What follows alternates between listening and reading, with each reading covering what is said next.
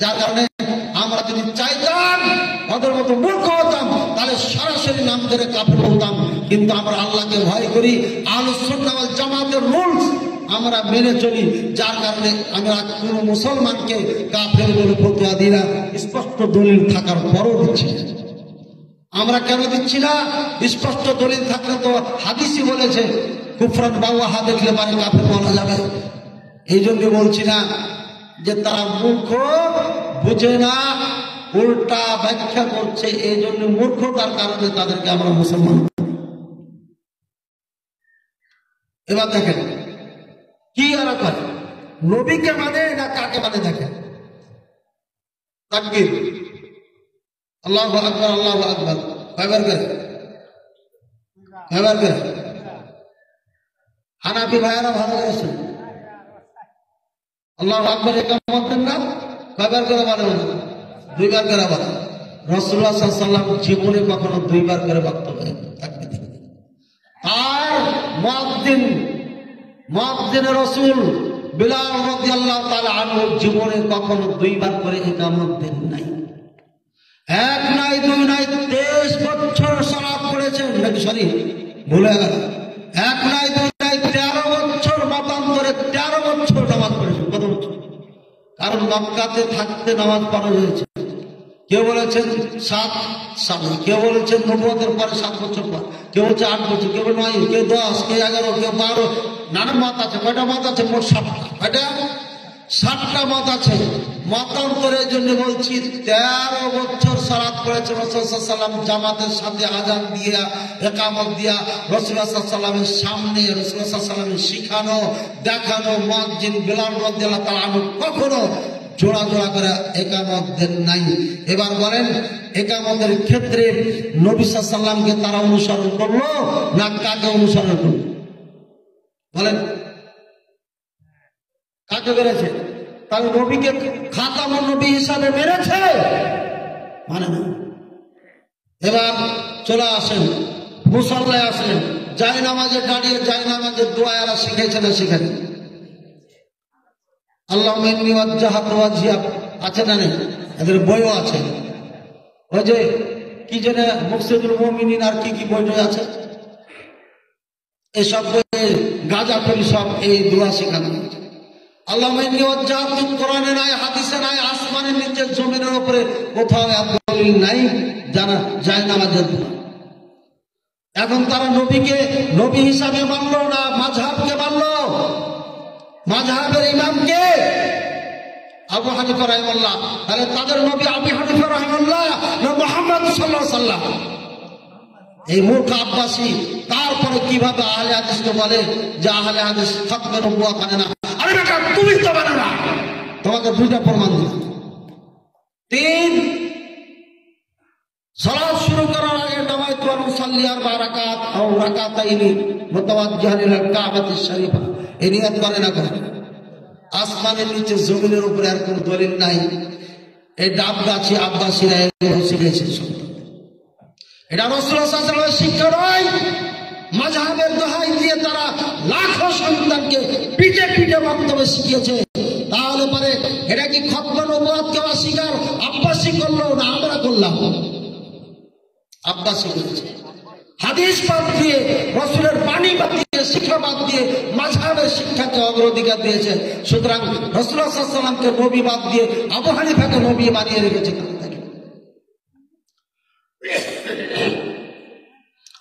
এরপরে নামাজি গেল, কয় নম্বর গেল? 3। 4 নম্বর, ইমামের পিছনে দাঁড়ালে বলবে ইক্তেদাইতু বিহাযাল ইমাম। আবার বাংলায় বলে দেয় ইমামের উপর ভর দিলাম। এই যে আপনি ইমামের পিছনে নিয়ত বানাইছেন, এটা রাসূলুল্লাহ সাল্লাল্লাহু আলাইহি ওয়াসাল্লাম কখনো বলেন নাই, করেন নাই, শিখান নাই। এটা আপনি মাযহাবের নাম দিয়ে চালাচ্ছেন। মানে আবু হানিফা আপনার শেষ নবী, মুহাম্মদ সাল্লাল্লাহু আলাইহি ওয়াসাল্লাম শেষ নবী নয়।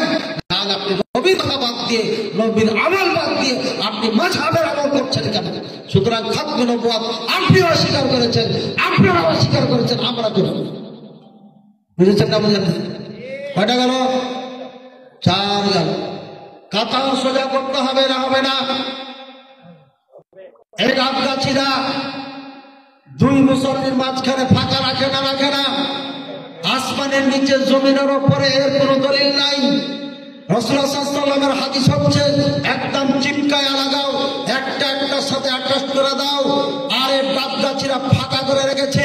এরা খতমে নবুয়তকে অস্বীকার করেছে না স্বীকার করেছে? খতমে নবুয়তকে এরা মানে নাই। এরা আবু হানিফা রাহিমাহুল্লাহকে সুকৌশলে নবীর জায়গায় বসিয়ে রেখেছে। এরপরে পঞ্চম নাম্বার, কয় নম্বর গেল ওটা? 5 না 4 গেল? 4 গেল না 5 গেল। 6 নাম্বার মুসাল্লি। আমার এক কথা, আমি মুসাল্লি বা ইমাম, আমার 2 পায়ের মাঝখানে 4 আঙ্গুল ফাঁকা রাখতে হবে। মুসাল্লির 2 পায়ের মাঝখানে কয় আঙ্গুল? 4 আঙ্গুল ফাঁকা রাখতে হবে। এই মর্মে আসমানের নিচে জমিনের উপরে কোন কোরআন হাদিসের দলিল নেই। এটা মাযহাবের নাম দিয়ে চালানো হয়েছে। তাহলে এরা মুহাম্মদ সাল্লাল্লাহু আলাইহি ওয়াসাল্লামকে নবী হিসাবে মানলেন, খাতামুন নবী হিসাবে মানলেন, না আবু হানিফাকে নবী মানছেন? তাহলে খতমে নবুয়ত অস্বীকার করেছে, অস্বীকার করছে, বিরোধিতা করছে আব্বাসী না আহলে হাদিস? আব্বাসী। 6 নম্বর, 6 নম্বর গেল। এবার এগুলো ধরছি না, এগুলো ভুল করে। এক বুড়া আঙুলদের কানের লতি ধরতে হবে, কানের লতি। অনেকে ধরে নেন কেন? শুয়েছে। এটা ডাব গাছে, এটা বলেছে কিনা আমি জানি। আর এটা তাদের বইয়ে কোথাও নাই, হয়তো এটা ভুল চর্চা চলতে পারে, এটা বাদ দিয়ে দেবে। এবার কি করে ওরা? বেতর সালাত, বেতর সালাত। আর যদি আপনি যেগুলো দলিল নাই ওগুলোর কথা বলছি, আমি যেগুলো দলিলই নাই ওইগুলোর কথা বলছি। বেতর সালাতে ওরা করে কি? উল্টা তাকবীর দেয়। উল্টা তাকবীর বুঝছেন তো? আমরা তো রুকুতে যাই, রুকুর থেকে উঠার পরে কুনুত পড়ি, আর ওরা আগে একটা তাকবীর মেরে দেয়। তাকবীর মারার পরে কুনুত পড়ে। একেবারে দক্ষিণবঙ্গে উল্টা তাকবীর। আমিও জানতাম না, ওদিকে ওয়াজ করতে শুনছি। ওই ডাবগাছির এলাকায় সব উল্টা তাকবীর বলে। এই উল্টা তাকবীর আসমানের নিচে জমিনের উপরে নাই, এটা মাযহাবে আছে। সুতরাং তারা নবী মুহাম্মদ সাল্লাল্লাহু আলাইহি ওয়াসাল্লামকে নবী হিসাবে মানেন নাকি আবু হানিফাকে নবী হিসাবে মানেন? তারা নবীর জায়গাতে আবু হানিফা রাহিমাহুল্লাহকে বসিয়েছে। খতমে নবুয়ত তারা অস্বীকার করেছে, আহলে হাদিস অস্বীকার করে। আহলে হাদিস কথাবার্তায় কাজে করবে সব সবাই প্রমাণ করে আসছে আমাদের নবী আখির নবী নবী মুহাম্মদুর রাসূলুল্লাহ সাল্লাল্লাহু আলাইহি ওয়াসাল্লাম। আর তোমরা মুখে বলো, কাজ করো আবু হানিফাকে নবী। ওরা কাদিয়ানি কাদিয়ানি চিল্লাই, আরে নিজেরা তো তোমরা কাদিয়ানি হয়ে আছো, কাদিয়ানির বাপ হয়ে আছো আগের থেকে। 6 নম্বর গেল, 7 নম্বর গেল, 8 নম্বর বেতরের সালাত 2 রাকাত পড়ে বসে তাশাহুদ পড়া। এই মর্মে আসমানের নিচে জমিনের উপরে কোনো দলিল নাই, তাদের মাযহাবে আছে। সুতরাং তারা নবীকে নবী হিসাবে মানলো না তারা মাযহাবের ইমামকে নবী হিসাবে মানলো? মাযহাবের ইমামকে তারা নবীর স্থানে বসিয়েছে। খতমে নবুয়ত এই আব্বাসী অস্বীকার করেছে, আহলে হাদিস করে নাই। 6 নম্বর গেল, 8 নম্বর। এবার করে কি তারা? সাউসিদ্দার সময় একদিকে আসসালামু আলাইকুম ওয়া রাহমাতুল্লাহ বলে আপনার সাউসিদ্দার করে না, একদিকে সালাম ফিরে সাউসিদ্দা করা। এই নিয়ম আসমানের নিচে জমিনের উপরে একটিও কোনো কোরআন সুন্নাত থেকে দলিল নাই, এটা মাযহাবে তাদের বানিয়েছে। সুতরাং তারা রাসূলুল্লাহ সাল্লাল্লাহু আলাইহি ওয়াসাল্লামের সুন্নাহকে বুড়া আঙুল দেখিয়ে আবু হানিফার মাযহাবকে অনুসরণ করতে গিয়ে আবু হানিফাকে নবীর জায়গাতে বসিয়েছেন। খতমে নবুয়ত অস্বীকার করেছে, এটা করছে আব্বাসীরা, আহলে হাদিস অস্বীকার করে না। এরপরে তার কত নম্বর গেল? এটা 9 নম্বর পর্যন্ত কোন দলিল তাদের নাই। তাদের দলিল একটাই, আমাদের মাযহাবে আছে। সুতরাং খতমে নবুয়ত তারা অস্বীকার করেছে, আহলে হাদিস করে নাই। আব্বাসী তোমাকে তোমার 14 গোষ্ঠীকে চ্যালেঞ্জ করলাম, আহলে হাদিসের দেখায় দাও। আর আমি দেখিয়ে দিলাম না। আর কি জানেন? সালাম ফিরানো হয়েছে, আসসালামু আলাইকুম, সালাম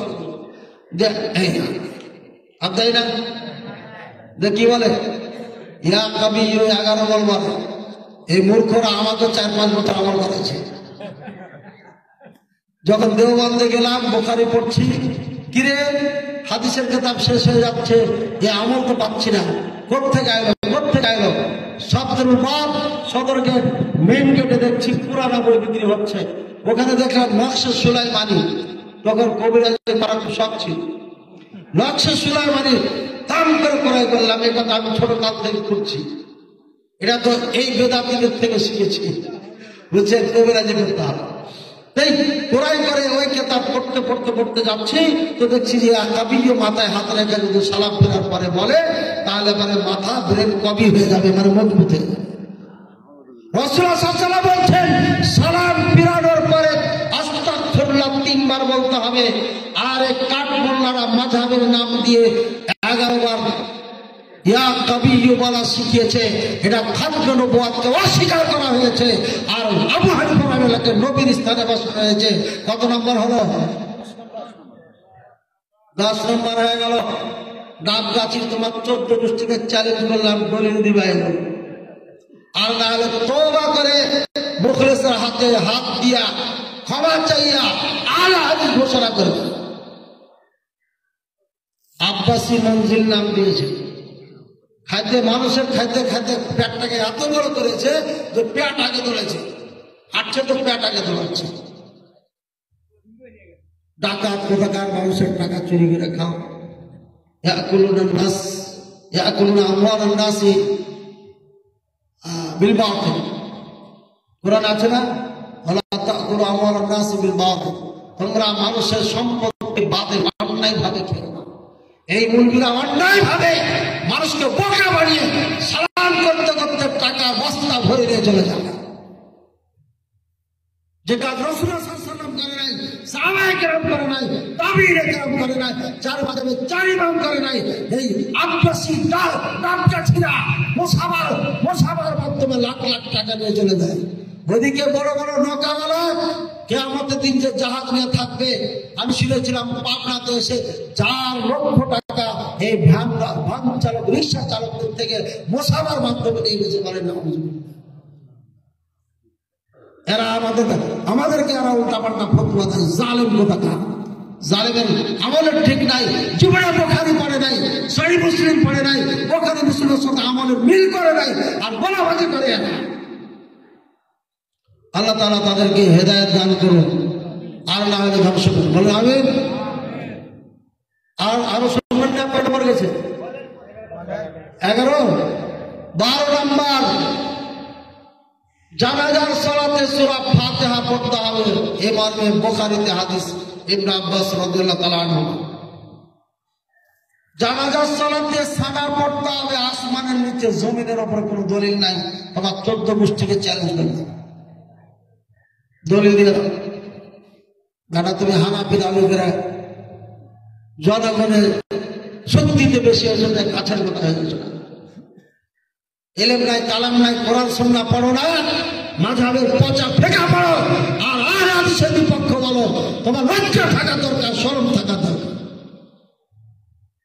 এরা ইরান কোরআনের বই পড়ে, এরা যে বইগুলোর নাম বলে সব ইরানিদের বই, আর কুফার বই শিয়াদের সাথে সংমিশ্রণ না।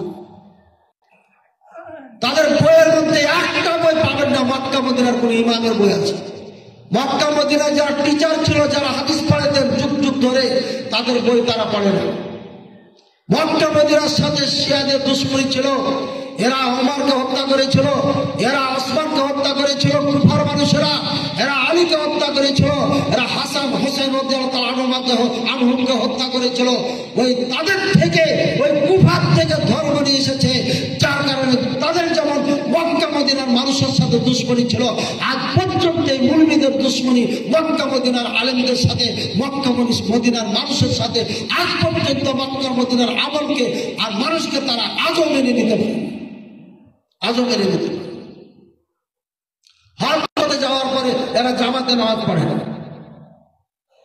রাসূলুল্লাহ সাল্লাল্লাহু আলাইহি ওয়াসাল্লাম মক্কার মানুষ সহ কসর সালাত পড়েছেন। আপনার আরাফাতের ময়দানে, মুজদালিফাতে কসর করেছেন, জমা করেছেন, মিনাতে কসর করেছেন, জমা করেছেন। এই দেশের মুলবিরা ওখানে যারা কসর করে না, এদের মাযহাব জানা না, এদের রাসূলের সঙ্গে মিল নাই। সুতরাং খাতমে নবুওয়াত তাহলে কারা করেছে? এই হানাফিরাই খতম নবুওয়াতকে কবর দিয়েছে, দিয়ে তাদের ইমামকে, মাযহাবের ইমামকে নবীর জায়গায় বসিয়েছে। এবার দেখেন আর কি বলবো, এটা নামাজের কয়টা বললাম ভাই? হ্যাঁ 13টা গেল। আচ্ছা 13টাই সামলাক, আর বাকি গেলা নাই বাদে। কি ব্যাপারে এত প্রশ্ন? আগে আমি আরো শেষ করতাম। আর এই সিয়াম সম্পর্কে আপনাদেরকে দু একটা কথা না বললে হবে না, তাই না? রোজা রোজা রোজা রোজা সম্পর্কে দু একটা কথা বলতো। হ্যাঁ না, হাদিস দেখে পড়া, হাদিস দেখে পড়াবো। হাদিস দেখে না বললে তো হবে না। এই করে ভাই গেলি, এই হলো সিয়াম। এরপরে যাবে কোথায়?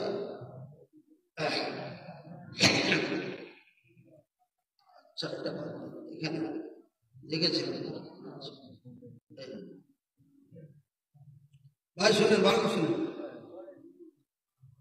عن انس رضي الله تعالى عنه انه قال قال رسول الله صلى الله عليه وسلم تسحروا فإن في السحر بركة। সাহরি খাও, সাহরিতে বরকত আছে, এটা জানেন তো, বুখারী মুসলিম হাদিস। এরপরে দেখেন সাহরি আর না হয়ে গেছে। عن سعد رضي الله تعالى عنه قال قال رسول الله صلى الله عليه وسلم لا يزال الناس بخير ما عجل الفطرة। হাদিস বুখারী মুসলিমের। মানুষ যত দিন তাড়াতাড়ি ইফতার করবে ততদিন কল্যাণের উপরে থাকবে। তাহলে তাড়াতাড়ি করবেন না দেরি করবেন? দেরি করে কারা? দেরি কারা করে চলতেছে? রাসূলুল্লাহ সাল্লাল্লাহু আলাইহি ওয়াসাল্লাম। আমার কথা না, রাসূলুল্লাহ সাল্লাল্লাহু আলাইহি ওয়াসাল্লাম কি বলছেন দেখেন। রাসূলুল্লাহ সাল্লাল্লাহু আলাইহি ওয়াসাল্লাম নিজে বলেছে কারা দেরি করে, আমার আপনার বলার দরকার নেই। ঠিক আছে, হ্যাঁ এত বেলা বলা যাবে না, রাত হয়ে গেছে, বাদ দি। কারা দেরি করে এটা খালি আপনাকে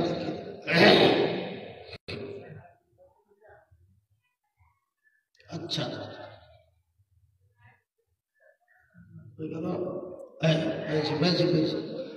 عن ابي هريره رضي الله عنه قال قال رسول الله صلى الله عليه وسلم لا يزال الدين ظاهرا ما عجل الناس الفطره لان اليهود والنصارى يؤخرون رواه ابو داود وابن ماجه।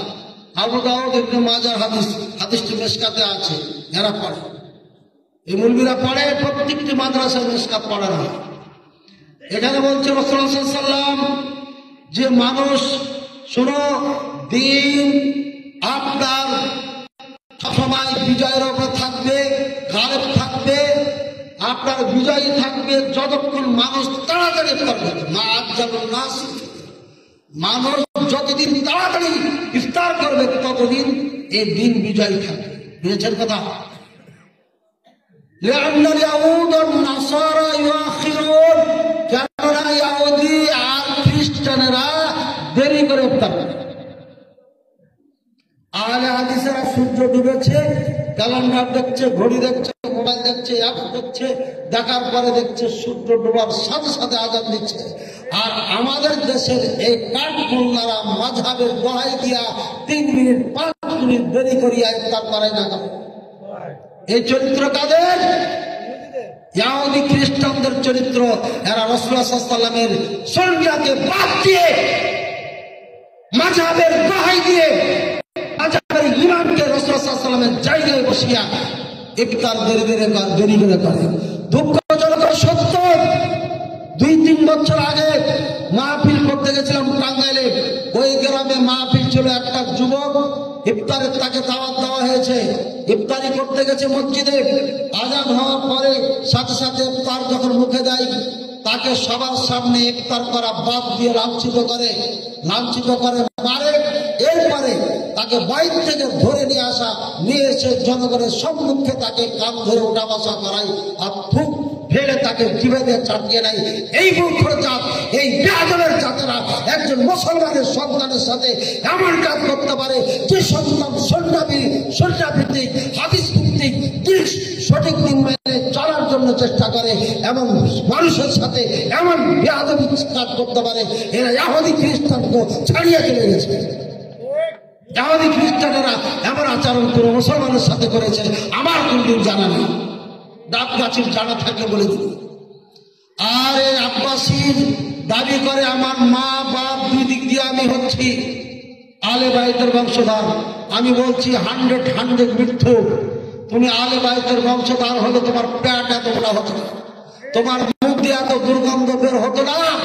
আল্লাহর কসম করে বলছি, এরা বিশুদ্ধ সরস সূত্র না দিতে পারলে বলবে এরা জাত, এরা আলে বাইতের সাথে কোনো সম্পর্ক নেই। মিথ্যা এরা একটা সূত্র বানিয়ে দিয়ে আবু বকর পর্যন্ত ঠেকিয়েছে, উমর পর্যন্ত ঠেকিয়েছে, রাসূলুল্লাহ সাল্লাল্লাহু আলাইহি ওয়াসাল্লাম পর্যন্ত ঠেকিয়ে দিয়েছে মিথ্যা সূত্র দিয়ে। এই আবগাছি ডাবগাছি এই এলাকার রাসূলুল্লাহ সাল্লাল্লাহু আলাইহি ওয়াসাল্লামের বংশধর আসে নাই। বাংলার মাটিতে যারা রাসূলুল্লাহ সাল্লাল্লাহু আলাইহি ওয়াসাল্লামের বংশধর দাবি করে এরা সবাই মিথ্যা। এখানে আরবের লোক কেউ আসে বসবাস করেছে? হতে পারে বা 14 গোষ্ঠী কোন রাসূলুল্লাহ সাল্লাল্লাহু আলাইহি ওয়াসাল্লামের বংশধরের চাকর ছিল। চাকর চাকর বুঝছেন? চাকর থাকলে পরে মালিকের পরিচয় দেয়, এটা হতে পারে। কিন্তু রাসূলের বংশধর এরা নয়, এরা মিথ্যা। আমি চ্যালেঞ্জ করে বলি। আর সে ডক্টর লেখে এ কথা হানাফিরাই বলেছে মিথ্যুক। এই ডক্টরই কোনোদিন করে নাই, ডক্টর করে নাই। জাল সার্টিফিকেট করিয়ে মানুষকে ধোকা দিয়ে যাচ্ছে, চাপার ওপরে হেলিকপ্টার দিয়ে আর প্লেন দিয়ে ওয়াজ করে বেড়াচ্ছে। আর এই মূর্খ মানুষগুলো কিচ্ছু না বুঝে তার চাপার জন্য তার পিছু পিছু দৌড়িয়ে যাচ্ছে। ভাইরা আমার সাবধান হবেন। আর সামনে রমজান আছে, এই রমজানের সিয়াম যেন আপনার মিঠা না যায়। যেভাবে রাসূলুল্লাহ সাল্লাল্লাহু আলাইহি ওয়াসাল্লাম রেখেছেন, রাখতে বলেছেন, সেইভাবে রাখবেন। রাসূলুল্লাহ সাল্লাল্লাহু আলাইহি ওয়াসাল্লাম 1 নয় 2 নয় 8 বছর সিয়াম পালন করেছেন, নিজে করেছেন, সাহাবায়ে ইকরামকে করিয়েছেন। কখন সাহারি করতে হবে, কখন ইফতার করতে হবে, সব বুখারী মুসলিমে লেখা আছে। বুখারী মুসলিম পড়বেন আর সিয়াম ঠিক করে নেবেন। আল্লাহ তাআলা আমাদের সবাইকে বুঝার এবং মানার তৌফিক দান করুন। ওয়া আখিরু দাওয়ানা আনিল হামদুলিল্লাহি রাব্বিল আলামিন। আর আপনাদের কাছে একটা আবেদন করব, ভাই কাছে না প্রশ্ন আছে। আমার 3টা মাদ্রাসা আছে রাজশাহীর মাটিতে। যে মাদ্রাসা আমার আছে রাজশাহীর মাটিতে, আমি জোর গলায় বলছি 1 নম্বর মাদ্রাসা।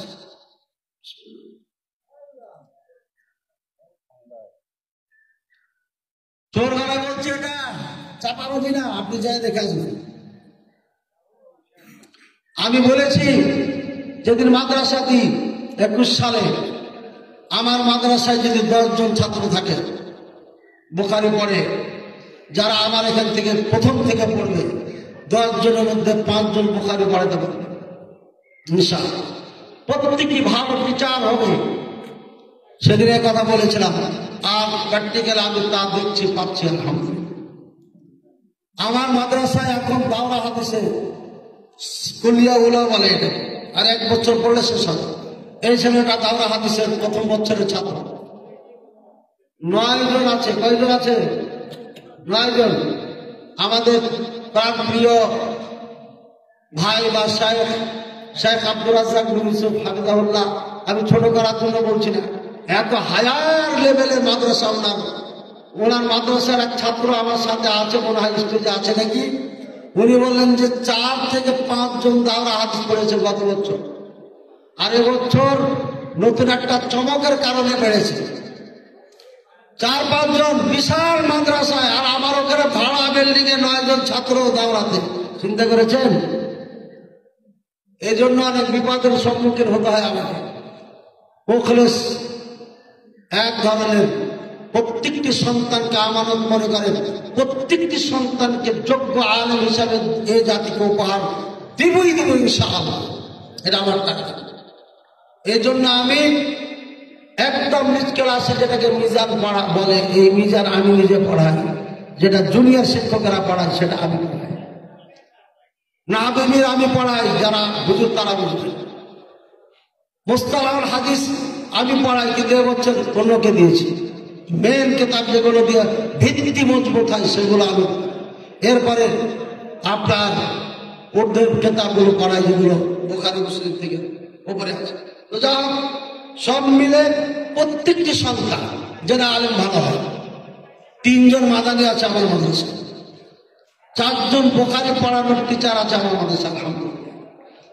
আর নওগাঁতে 2টি মাদ্রাসা আছে, বালক শাখা এবার চালু করেছি, আর বালিকা শাখা 16 সাল থেকে চলমান আছে। এই গত বছর 7 জন হাফেজা বের হয়েছে, বলেন আলহামদুলিল্লাহ। তারা একটা প্রোগ্রামের মাধ্যমে বিদায় নিতে চাচ্ছে, এই জন্য বিদায় দেওয়া হয় নাই। টাকা পয়সা নাই, কেমনে কি করি, এই জন্য আজ মাহফিলও দেওয়া হয়, বিদায় দেওয়া হয়। তারা চাকরি বাকরিতে চলে গেছে। এই বস্তা খুলবেন না খবরদার, যতক্ষণ না বলবো, ঠিক আছে? আর আমরা এতিমখানাটা এবার তৈরি করবো, ওখানে ছাত্র উঠাইতে পারি না। 6 কোটি টাকা সেখানে বাজেট ইঞ্জিনিয়ারের আইডিয়া অনুযায়ী একটা জমি আমরা ঠিক করেছি এতিমখানার জন্য 1,25,00,000 টাকা। আর রাজশাহী শাখার জন্য একটা জমি ঠিক করেছি যার মূল্য 4 কোটি টাকা।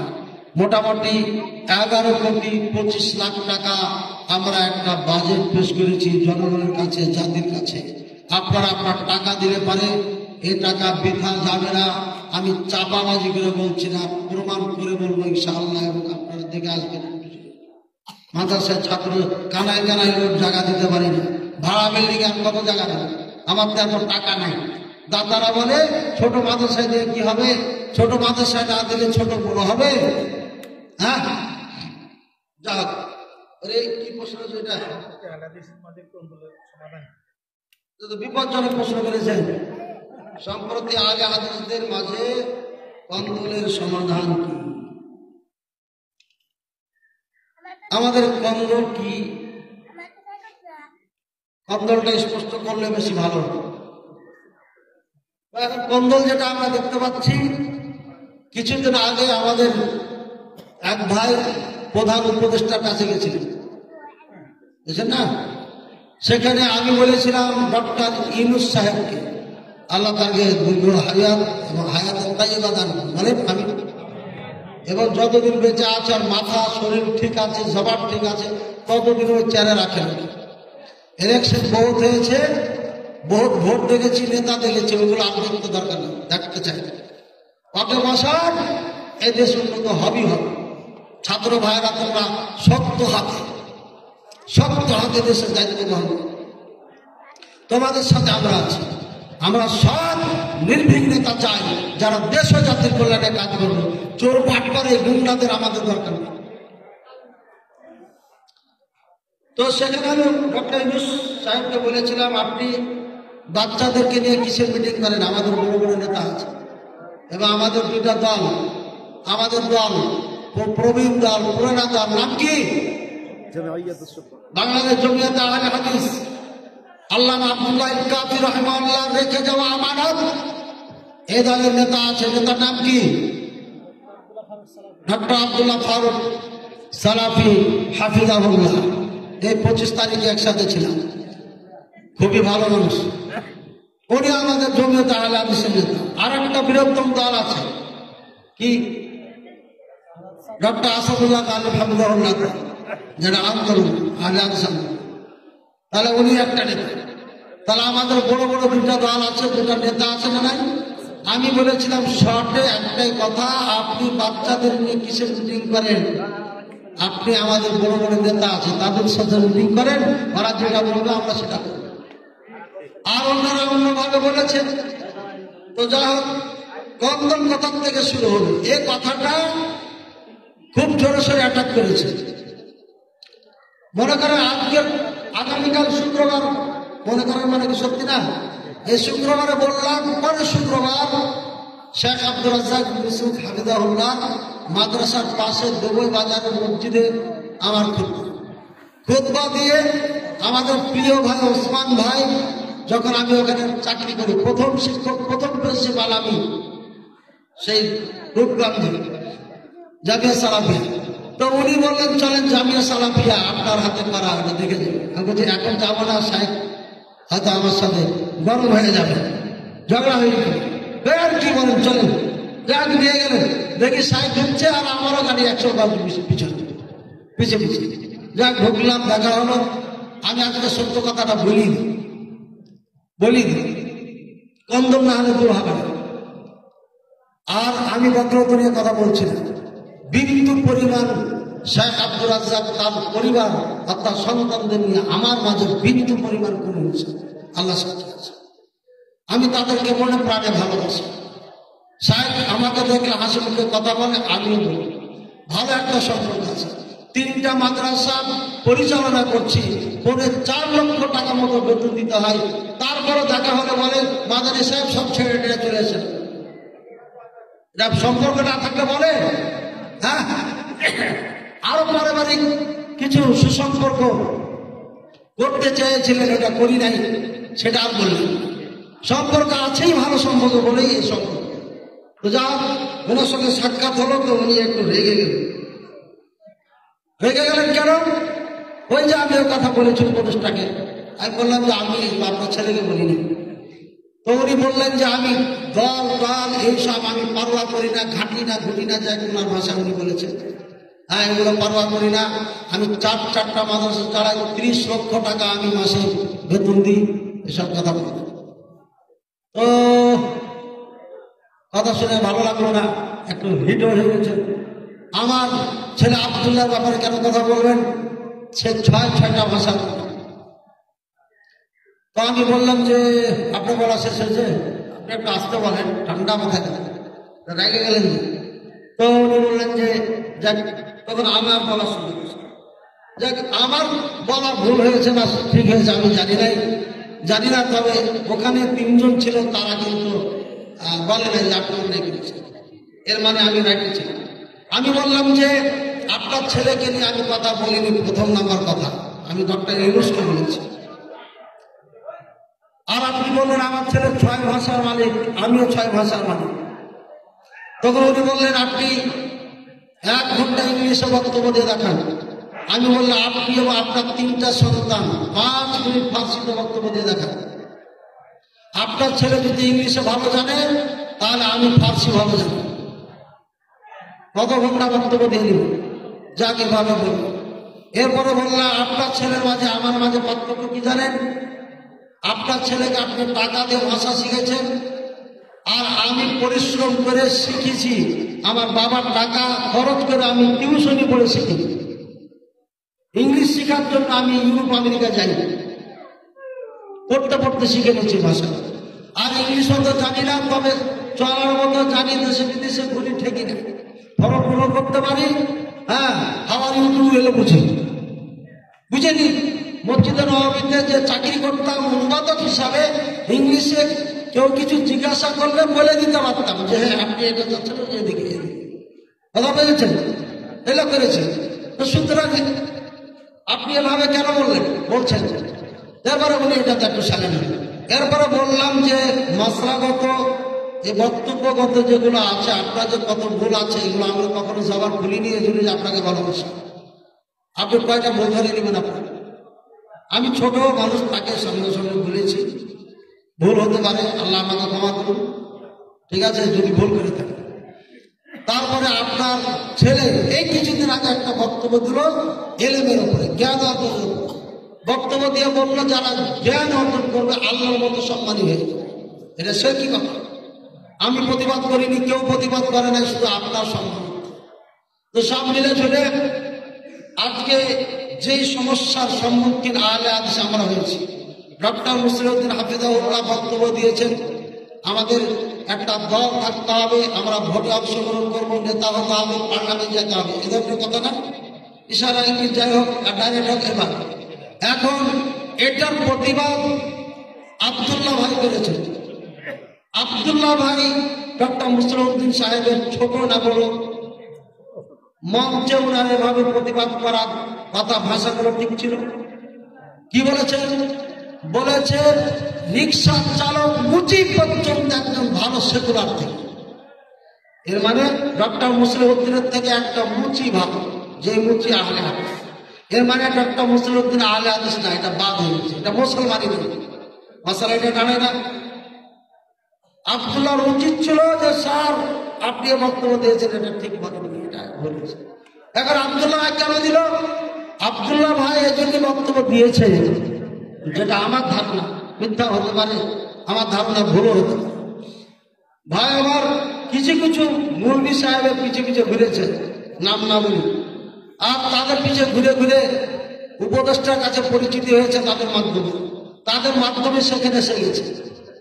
ছাত্র আন্দোলন হারাম জায়েজ না তার বাবার ফতোয়া আছে, দল দলিয়া চলবে না তারা বাপ বেটা ফতোয়া দিয়েছে। তাহলে আপনি কোন দলের পরিচয় দিতে গেলেন? উপদেষ্টার ওখানে উনি বলেছিলেন আমি 3.5 কোটি আহলে হাদিসের প্রতিনিধি আমাকে মনে করতে হবে। আপনি প্রতিনিধির পরিচয় দেওয়ার কে প্রতিনিধি বানিয়েছে আপনাকে? ঠিক আছে, প্রতিনিধি কে বানিয়েছে? তারপরে আবার বলছে এই বক্তব্যের মধ্যে যে আব্দুর রাজ্জাক বিন ইউসুফের সন্তান আমি আব্দুল্লাহ যদি উপদেষ্টার কাছে আহলে হাদিসের সন্তান বলে পরিচয় দিই তাহলে পরে সমস্যা হয়ে যায়। বলছে না, আরে ভাই তুমি কি আহলে হাদিসের পরিচয় দিয়েছো বলে সমস্যা হয়েছে? আহলে হাদিসের জড় কেটেছে ওই জন্য সমস্যা হয়েছে। ওটা মুজাফর ভাই ক্লিয়ার করে দিয়েছে।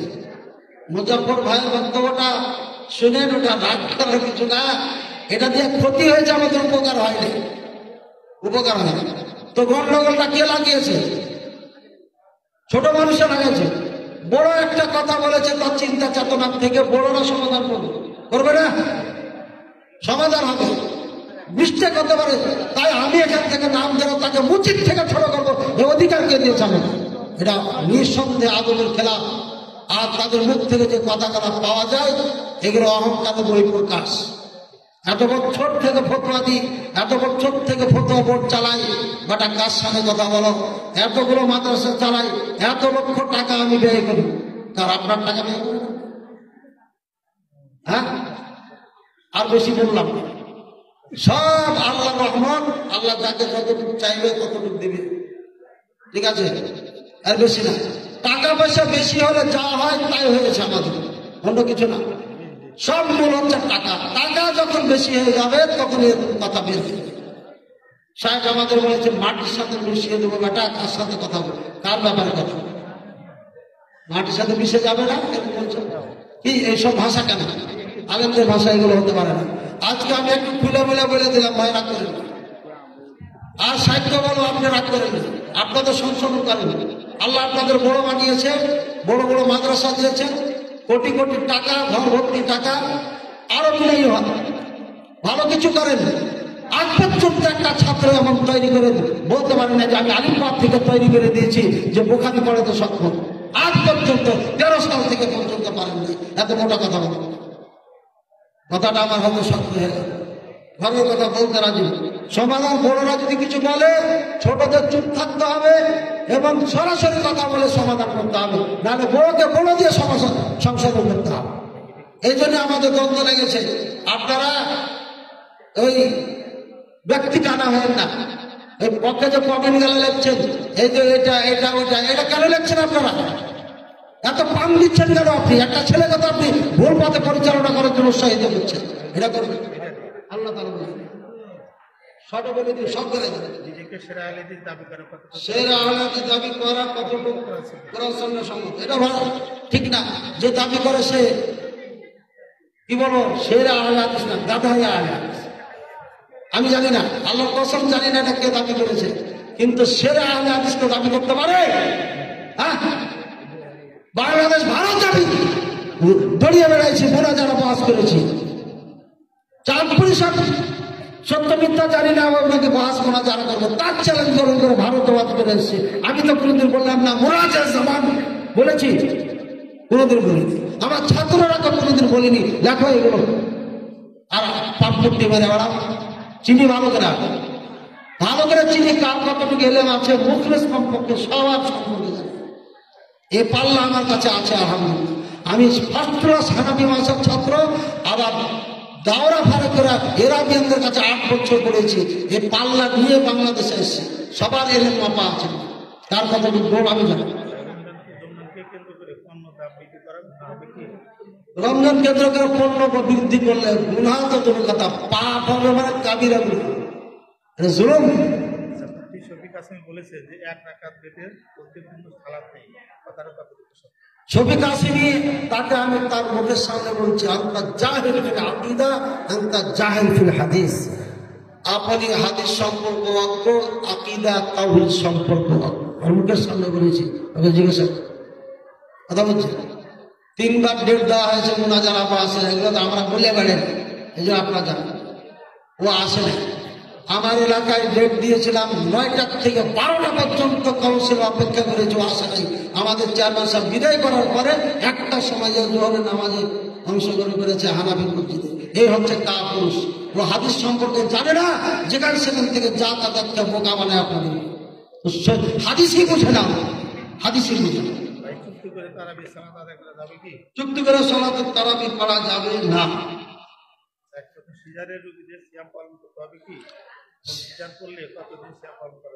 সিজার যে করবে, যে নারীর হবে বাচ্চা, যেদিন থেকে ব্লাড একদম কমপ্লিট শেষ, কিচ্ছু নেই, সেদিন থেকে সালাত সিয়াম সব।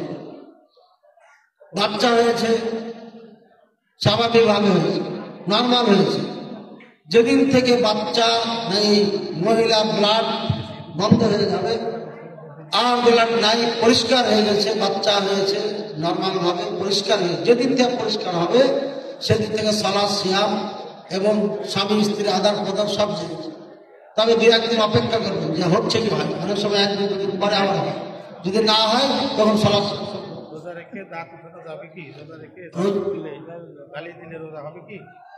দাঁত রোজা অবস্থায়, সিয়াম অবস্থায় দাঁত যদি উঠায় সমস্যা নেই, এই জন্য যে ব্লাড বের হয় না, সামান্য ব্লাড বের হয়, রক্ত বের হয়, এই জন্য একটা সমস্যা হবে।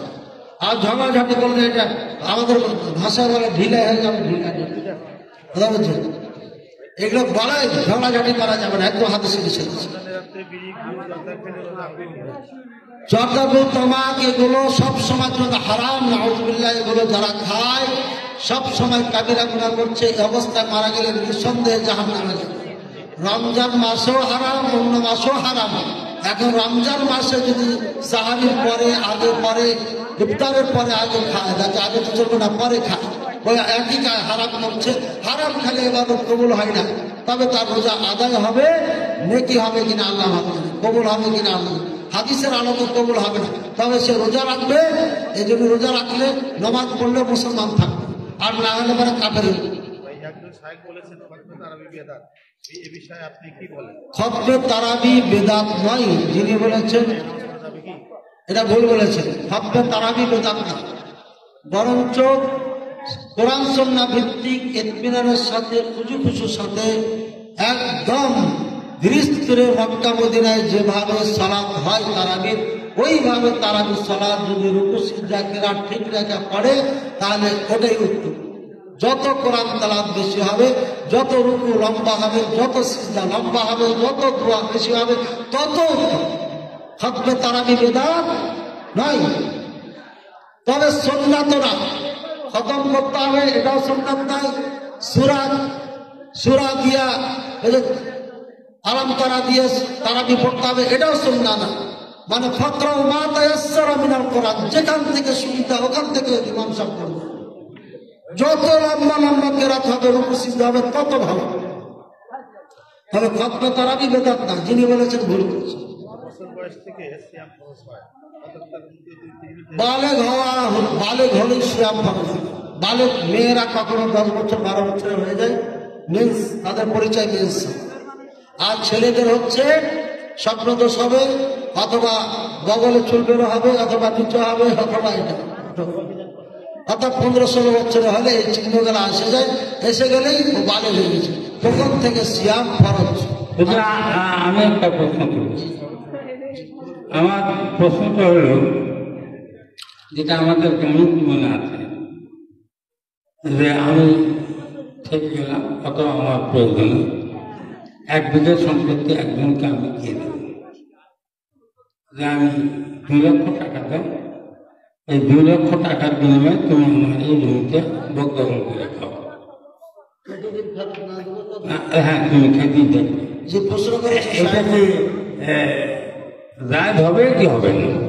আর দ্বিতীয় প্রশ্ন হলো যে এখন তো ডিজিটাল যুগ, বিধির সাথে ব্যবসা করতে দেয়, প্রশ্নের সম্মুখীন হয়েছি।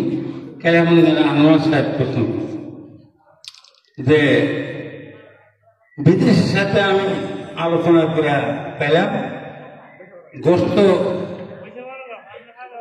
কুয়েত বিভিন্ন দেশে সাপ্লাই দিবে, তো 100 কেজি গোস্ত সাপ্লাই দিলে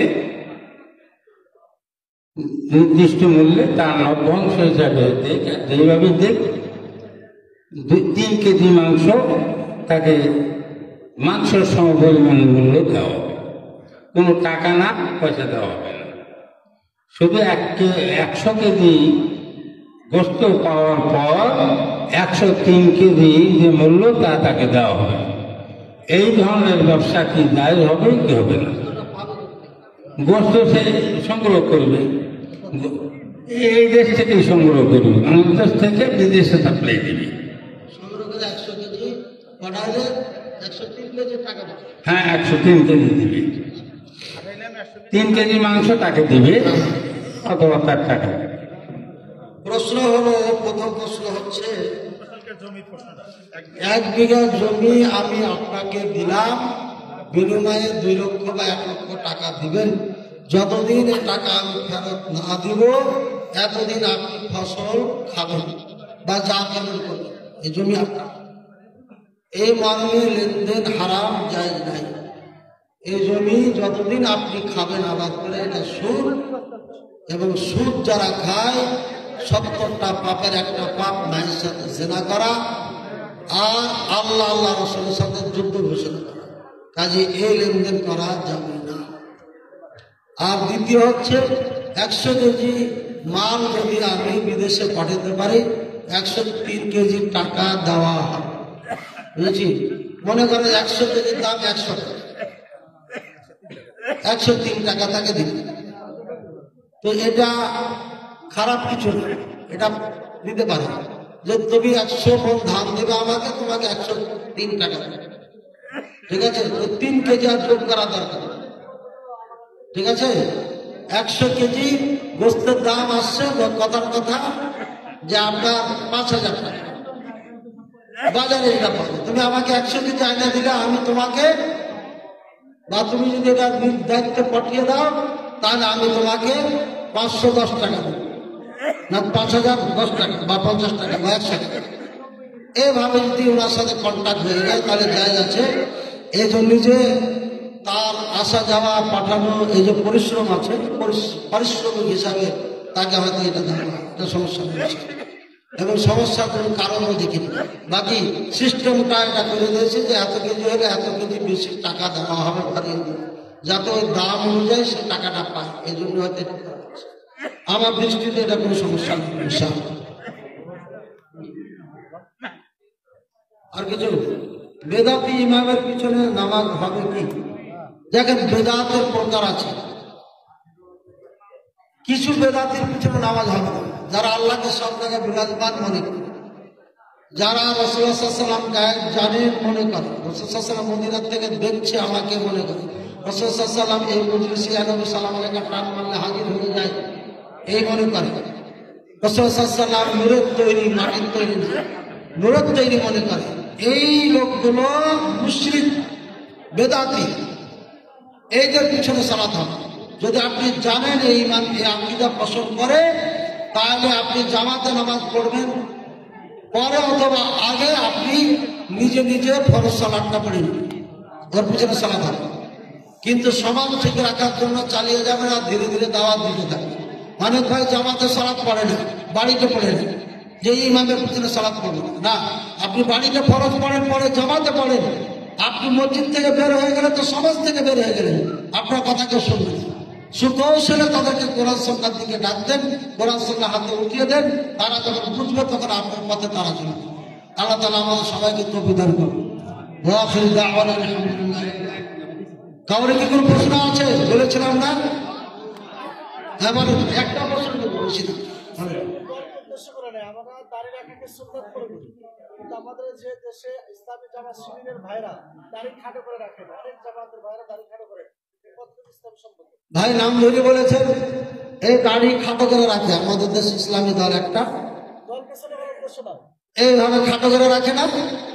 এটা আমার কোরআন হাদিসে নাই। ক্লিন করা আর ছোট ছোট করে কাটা, দুটাই হারাম, দুটাই কাবিরা গুনাহ। এটা কোরআন সুন্নাহ, কোরআনে তো নাই, সুন্নাহ বিরোধী। আবার কোরআনে বড় হাতে দাড়ি আছে, এটা প্রমাণ হয়। ওই যে মুসা আলাইহিস সালাম ভাইয়ের দাড়ি ধরে নিয়েছিল, তা এখন যদি আমাদের ভাইয়ের মতো দাড়ি হতো ধরতে পারতো? হ্যাঁ, তাহলে লম্বা লম্বা দাঁড়িয়ে ছিল।